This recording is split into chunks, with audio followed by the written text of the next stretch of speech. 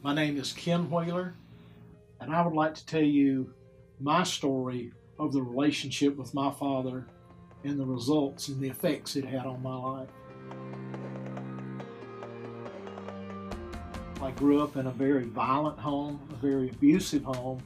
My mother and father fought excessively, violently, um, very cruel situation. My mother was hurt a number of times. I witnessed that from the time I was young enough to remember till I left home and my father died. But that was a pretty traumatic childhood, wasn't much of a childhood to it because of that situation. The tension, the apprehension was not good. My father was there physically, but he was not there. He wasn't there.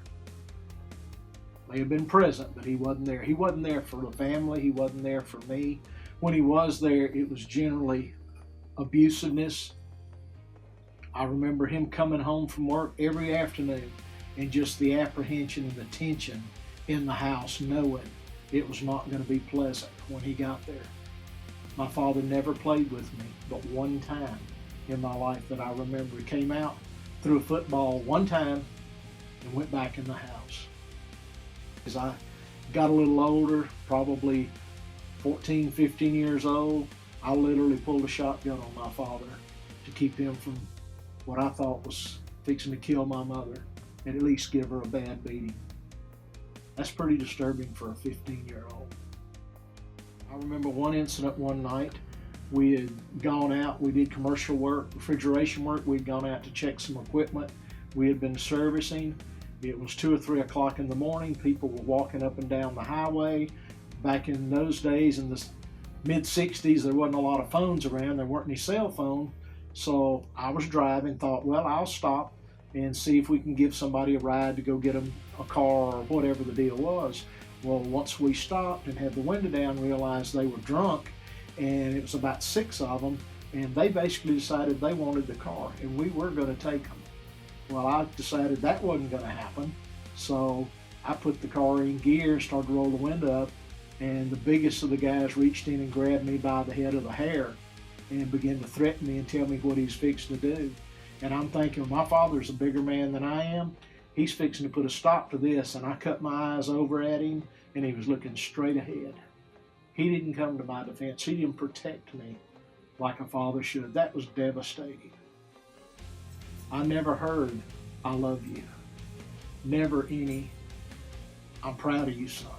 Never did I hear that. Pretty rough growing up. So my relationship with God was not very good because I was sitting here waiting on him to drop the hammer whether I deserved it or not. But I realized later on in life, God began to heal those things and show me that one of the things we do, whether you're a young man or a young lady, either one, or an adult, our first view of God comes from our relationship with our Father. That was intentional from God. That was the plan. But here's the good news. We're products of our circumstances. We all have different backgrounds. But you know what? We don't have to remain prisoners of our circumstances. God can heal that place in our hearts, heal those wounds, and cause us to see him for the good God that he really is. Maybe you grew up in that kind of home. Maybe your father wasn't violent, but he just wasn't there to defend you. So if that's you today, hey, you're not the only one. God wants to heal that place in you. Thank you.